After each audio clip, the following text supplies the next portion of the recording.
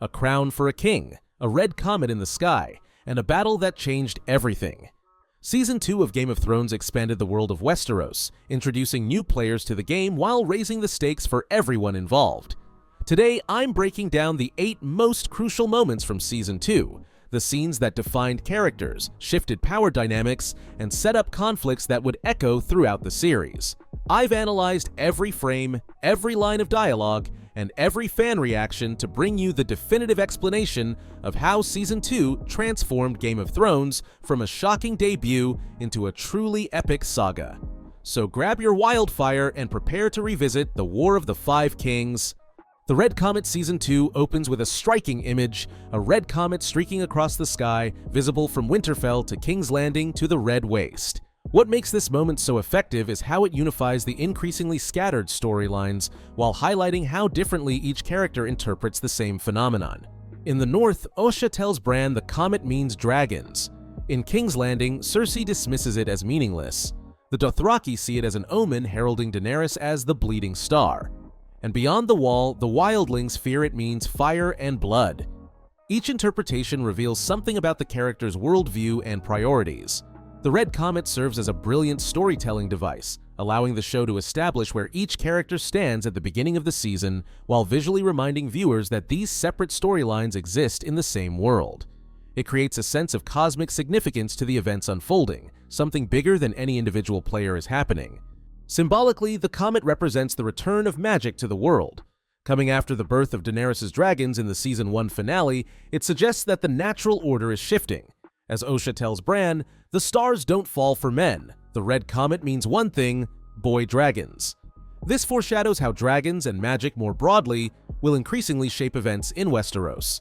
The comet also establishes one of Season 2's central themes: perspective. Throughout the season, we'll see how different characters can experience the same events, yet draw completely different conclusions based on their beliefs and desires. This theme reaches its climax in the Battle of Blackwater, where we see the same conflict from both Lannister and Baratheon perspectives. By beginning with this shared celestial event before diving into the separate storylines, Season 2 reminds viewers that despite the widening scope of the narrative, this remains one interconnected story. A Game of Thrones where each player's moves affect all the others, whether they realize it or not. Theon's homecoming. Am I your brother now and always? Now and always. This exchange between Robb Stark and Theon Greyjoy takes on tragic irony when Theon returns to the Iron Islands and chooses his birth family over his adopted one, a decision that will have devastating consequences for everyone involved. Theon's return to Pike after 9 years as a ward of the Starks is awkward from the start. He doesn't recognize his own sister Yara, who deliberately misleads him, leading to an uncomfortable sexual encounter. His father Balon treats him with contempt, seeing him as too soft after years with the Starks. And his attempts to bridge his Greyjoy heritage with his loyalty to Robb are met with scorn. What makes this storyline so compelling is how it forces Theon to confront his divided identity. Raised from age 10 by the Starks, he was treated well, but always reminded he wasn't truly one of them. Now returning to his birth family, he finds they view him as tainted by mainland values. As he tells Yara, "I'm a Greyjoy. I can't fight for Robb and my father both." The pivotal moment comes when Theon burns the letter warning Robb of Balon's planned attack on the north. This symbolic act represents his choice of Greyjoy over Stark, ambition over loyalty. The close-up on Theon's face as he watches the letter burn shows his internal conflict. He knows he's crossing a line that can't be uncrossed. Theon's decision sets up one of Season 2's most tragic storylines, his capture of Winterfell and eventual betrayal of the Stark children. It also establishes him as one of the show's most complex characters, neither hero nor villain, but a young man desperately seeking a place to belong and making catastrophic choices in that pursuit. This storyline perfectly captures Game of Thrones' nuanced approach to character. Rather than simply labeling Theon a traitor, the show takes time to show the pressures and insecurities that drive his betrayal. As Theon himself later admits, "My real father lost his head at King's Landing," a recognition that comes too late to prevent his downfall. Melisandre's shadow baby. The night is dark and full of terrors. These words take on new meaning when Melisandre, the Red Priestess serving Stannis Baratheon, gives birth to a shadow creature that assassinates Stannis' younger brother and rival claimant, Renly Baratheon. This sequence begins with Davos Seaworth smuggling Melisandre into a cave beneath Storm's End. What follows is one of the most unsettling scenes in the series. Melisandre, heavily pregnant, removes her robe and gives birth to a shadowy, smoke-like creature that takes Stannis' form before dissipating into the air. Later, we see this shadow assassinate Renly by stabbing him through the heart, leaving his Rainbow Guard and allies in shock. What makes this scene so pivotal is how it introduces a new kind of magic to the series. Season 1 established dragons as a magical force, but they were still physical creatures that followed certain natural laws. The Shadow Baby is something else entirely, a manifestation of dark magic that can pass through walls and kill with precision. It represents a significant escalation in how supernatural elements affect the political landscape. The scene also reveals the true nature of Melisandre's power and her relationship with Stannis. Her ability to create this shadow assassin, which she later explains is made from Stannis' own life force, shows that her magic is real, not just tricks and poisons. It establishes her as one of the most dangerous players in the game, someone who can kill without armies or conventional weapons. Visually, the scene is masterfully crafted to maximize horror. The shadowy cave, Melisandre's distorted pregnant belly, and the unnatural way the shadow emerges create a sense of wrongness that contrasts sharply with the political machinations that dominate most of the series.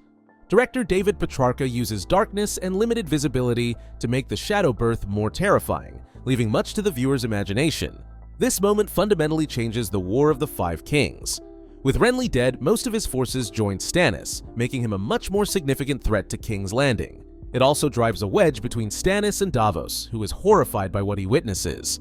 And it sends Brienne of Tarth and Catelyn Stark fleeing, eventually leading Brienne to pledge herself to Catelyn's service. The Shadow Baby represents one of Game of Thrones' central themes, the cost of power. Stannis gains Renly's army but loses part of his life force and takes a step further away from the honorable man he once was.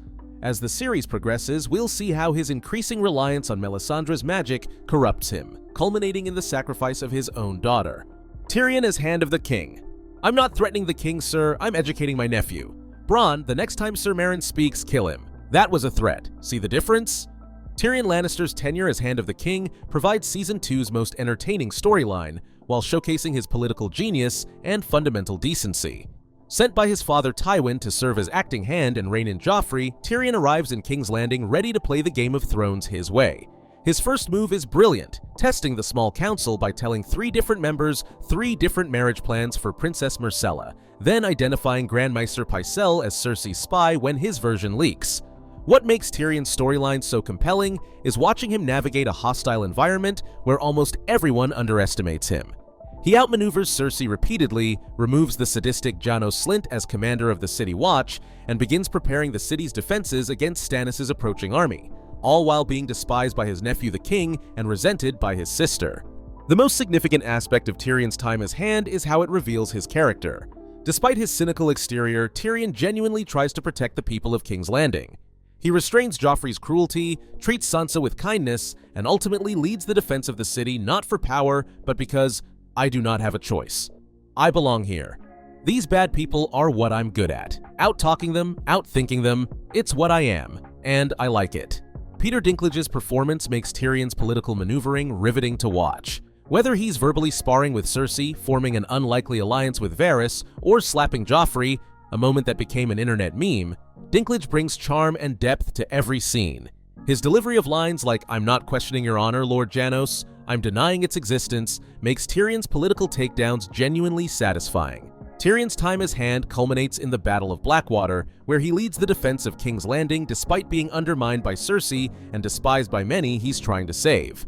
His famous speech to the troops, "Those are brave men knocking at our door, let's go kill them," shows his ability to inspire despite his physical limitations. This storyline establishes Tyrion as one of the show's most capable players, someone who understands power but isn't corrupted by it. His brief time as Hand foreshadows his later role as Hand to Daenerys Targaryen, where he'll again try to temper a ruler's worst impulses while navigating complex politics. It also sets up his fall from power after Tywin's return to King's Landing, making his eventual exile and journey to Essos all the more impactful. Daenerys and Qarth. When my dragons are grown, we will take back what was stolen from me and destroy those who wronged me. We will lay waste to armies and burn cities to the ground. Daenerys Targaryen's journey through Qarth represents her first real taste of politics and betrayal, transforming her from a curiosity with 3 baby dragons into a leader willing to take what she wants with fire and blood. After crossing the Red Waste, Daenerys and her small Khalasar arrive at Qarth, a wealthy trading city that initially welcomes her. Xaro Joan Daxos, a merchant prince, vouches for her and provides lavish accommodations.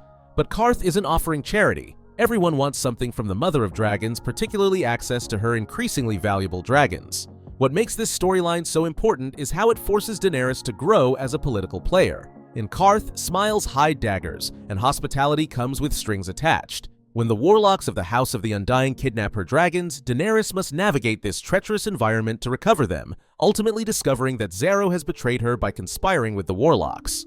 The climax of this storyline comes in the House of the Undying, where Daenerys experiences a series of visions, including the destroyed throne room of King's Landing covered in snow, foreshadowing the series finale, and a reunion with Khal Drogo and their unborn son, representing the temptation to dwell in the past. Rejecting these visions, she finds her dragons and commands them to breathe fire for the first time, killing the warlock Pyat Pri. Daenerys' response to Xaro's betrayal shows her growing ruthlessness. She locks him and her handmaiden Doria, who betrayed her, in Xaro's empty vault to die slowly, then loots his house to buy a ship. This decisive, brutal action foreshadows her later approach to enemies, direct and unforgiving. The Qarth storyline also introduces several concepts that will be important later, particularly the idea that dragons cannot be controlled forever, and that Daenerys' identity as their mother gives her unique power. As Quaithe cryptically warns her, they shall come day and night to see the wonder born into the world again. And when they see, they shall lust, for dragons are fire made flesh, and fire is power. By the end of Season 2, Daenerys has evolved from the desperate leader of a starving Khalasar to a more confident, hardened ruler ready to seek ships and armies. Her experiences in Qarth teach her valuable lessons about trust, power, and the dangers of being underestimated. Lessons she'll apply as she continues her journey toward the Iron Throne. The White Walker's Army. The final scene of Season 2 delivers one of the series' most chilling moments, the first full reveal of the White Walkers and their army of the dead marching toward the Wall. This sequence dramatically raises the stakes for the entire series, reminding viewers that while kings and queens fight for the Iron Throne, an existential threat approaches from the north. The scene begins with the Night's Watch at the Fist of the First Men, where Sam, Gren, and Ed are gathering dung for fires. When 3 horn blasts sound, the signal for White Walkers, the men run back to camp. As snow begins to fall, an army of the dead appears on the horizon, marching slowly toward the Wall. The final shot reveals a White Walker mounted on an undead horse, leading this army of whites. What makes this scene so effective is its visual impact. After 2 seasons of hearing about White Walkers but seeing them only briefly, we finally witness the true scale of the threat. Thousands of undead soldiers moving as one unstoppable force. The contrast between the pristine snow and the decaying whites creates a uniquely terrifying aesthetic that sets the White Walkers apart from conventional fantasy villains. This moment serves as a powerful reminder of the show's central irony, that the Game of Thrones, for all its life or death stakes for the characters involved, is ultimately a distraction from the real threat to humanity. As Jorah Mormont told Jon Snow in Season 1, "When dead men and worse come hunting for us in the night, do you think it matters who sits on the Iron Throne?" The timing of this reveal is particularly effective, coming immediately after the Battle of Blackwater. Just as viewers have witnessed the resolution of one major conflict, they're reminded that a far greater one looms. This creates a sense of dramatic irony that will persist throughout the middle seasons. We know about the White Walker threat while most characters remain focused on political power struggles. This scene also establishes the White Walkers as a truly otherworldly threat. Unlike human antagonists with understandable motivations, the White Walkers represent death itself, implacable, patient, and seemingly unstoppable. Their silent advance contrasts sharply with the verbose politicking of King's Landing, creating a sense of inevitable doom that hangs over the entire series. By ending Season 2 with this sequence, Game of Thrones reminds viewers of its fantasy foundations. For all its political intrigue and character drama, this is ultimately a story about humanity facing an ancient magical threat, a threat that will require the living to set aside their differences if they hope to survive the coming winter. Arya and Tywin at Harrenhal. Anyone can be killed. This chilling statement from Arya Stark to Tywin Lannister encapsulates one of Season 2's most unexpected and compelling dynamics, the relationship between the powerful Lannister patriarch and the disguised Stark girl serving as his cupbearer at Harrenhal. After being captured by Lannister forces, Arya is taken to the cursed castle of Harrenhal, where prisoners are routinely tortured and killed. When Tywin Lannister arrives, he immediately recognizes that Arya is a highborn girl disguised as a boy and selects her as his personal cupbearer, not knowing her true identity as the daughter of his enemy, Ned Stark. What makes these scenes so fascinating is the cat-and-mouse dynamic between them. Tywin, impressed by Arya's intelligence and boldness, engages her in conversations about history, power, and leadership. Arya, while serving him, must carefully hide her identity while gathering information that could help Robb's war effort. The dramatic irony that Tywin is unwittingly mentoring the daughter of the man he helped depose creates constant tension. Charles Dance and Maisie Williams deliver some of the season's finest performances in these scenes. Dance portrays Tywin with a complex mix of ruthlessness and grudging respect for Arya's wit, while Williams shows Arya's growing ability to hide her true feelings while surviving in enemy territory. Their verbal sparring, particularly when Tywin asks about Robb Stark and Arya must carefully measure her responses, creates some of the most tense and engaging dialogue in the series. What makes this relationship particularly significant is how it develops both characters. For Tywin, these scenes reveal a more human side, his ability to recognize and nurture intelligence even in a low-born servant. For Arya, they represent a masterclass in survival and deception. She learns from Tywin even as she hates him, absorbing lessons about power from one of its most effective wielders. The most powerful moment comes when Arya, serving Tywin during a war council, hears plans that could endanger her brother Robb. When Tywin catches her staring, she quickly claims she's curious about his military strategy. Tywin's response, "Which king do you think will win?" leads to Arya's unforgettable reply, "The one with the better army and the bigger purse." This exchange reveals how quickly she's learning to navigate dangerous conversations. This storyline represents a significant deviation from George R.R. Martin's books, where Arya serves under Rose Bolton, not Tywin. The change works brilliantly, creating a dynamic between two characters who would never have interacted otherwise. It also raises the stakes. Tywin is a much more dangerous figure than Bolton, making Arya's deception all the more perilous. By the time Arya escapes Harrenhal, she has gained not just survival skills but insights into how power works, lessons that will serve her throughout her journey to become no one and eventually an avenging force for House Stark. Her time with Tywin represents a crucial step in her evolution from a girl playing at swords to one of the most dangerous people in Westeros. The Battle of Blackwater. Those are brave men knocking at our door, let's go kill them. The Battle of Blackwater in Episode 9, Blackwater, represents Game of Thrones' first truly epic battle sequence, a turning point for the series that proved television could deliver cinematic-scale conflict with the emotional depth that only long-form storytelling allows. Unlike previous episodes that jump between multiple storylines, Blackwater focuses entirely on the battle for King's Landing as Stannis Baratheon's forces attack the city by sea, while Tyrion Lannister leads the defense. This concentrated focus allows the episode to build tension methodically, from the quiet anticipation before battle to the chaos of full-scale warfare. What makes this battle sequence so remarkable is how it balances spectacle with character development. Amidst the fighting, we see defining moments for multiple characters.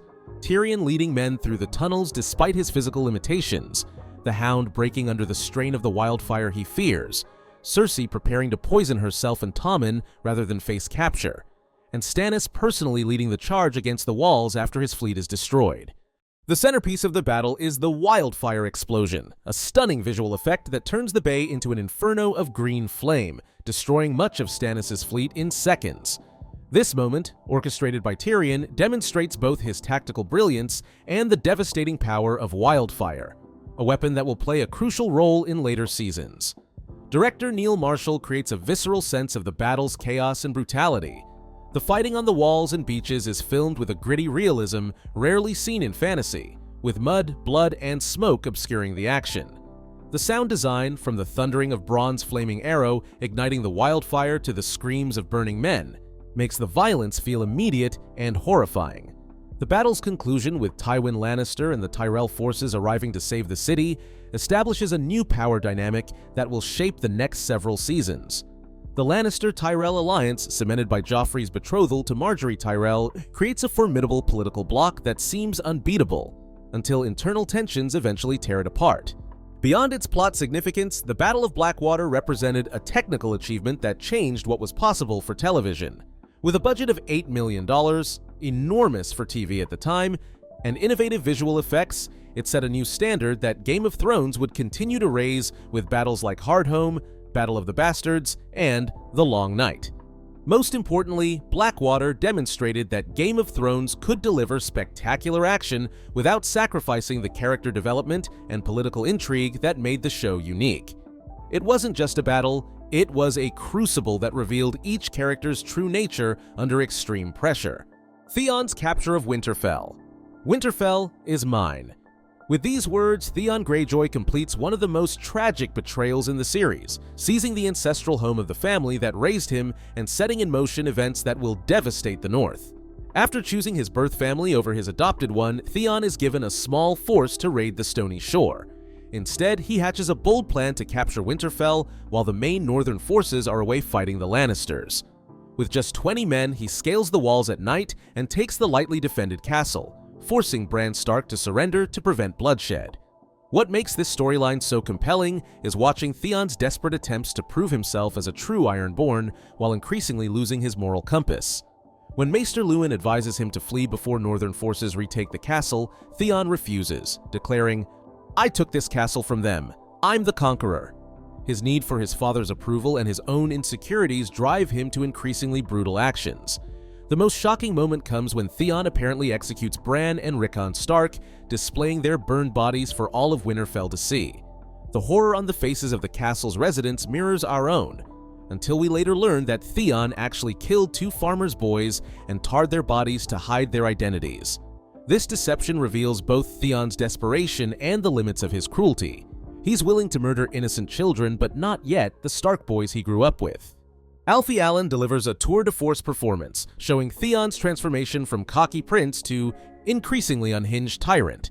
His face when the people of Winterfell stare at him with hatred rather than fear or respect reveals his growing realization that he's made a terrible mistake, one he can't undo without losing everything. Theon's capture of Winterfell has far-reaching consequences. It forces Bran and Rickon to flee north, eventually leading Bran beyond the wall to become the Three-Eyed Raven. It creates a power vacuum in the north that will eventually be filled by the Boltons. And it begins Theon's own tragic arc, from prince to traitor to reek, and eventually to redemption. This storyline perfectly encapsulates one of Game of Thrones' central themes: the destructive nature of ambition and the search for identity. Theon's desperate need to prove himself as a Greyjoy leads him to betray the family that actually cared for him, resulting in his eventual capture and torture by Ramsay Bolton. As he later admits to Jon Snow, "I've always been Ironborn, just not the way I thought." These 8 pivotal moments from Season 2 transformed Game of Thrones from a shocking debut into a truly epic saga. From the intimate character dynamics of Arya and Tywin to the spectacular Battle of Blackwater, Season 2 expanded the world while deepening our understanding of its complex characters. What makes Season 2 particularly significant is how it establishes the War of the Five Kings as the central conflict driving the middle portion of the series. With Robb Stark winning battles but losing political ground, Stannis defeated but not destroyed, Joffrey secure on the throne but increasingly unstable, and Daenerys gaining power across the Narrow Sea, the stage is set for the even more shocking events of Season 3. Yet even as these human conflicts intensify, the final scene reminds us that a greater threat approaches: the White Walkers and their army of the dead, marching inexorably toward the Wall. This dual narrative, political struggles in the south, existential threat from the north, creates the tension that will drive the series to its ultimate conclusion. If you enjoyed this breakdown of Game of Thrones Season 2, hit that like button and subscribe to Explainified for more deep dives into your favorite shows. Let me know in the comments which Season 2 moment you found most impactful, or if there's another season you'd like me to explain next. Thanks for watching, and remember, the night is dark and full of terrors.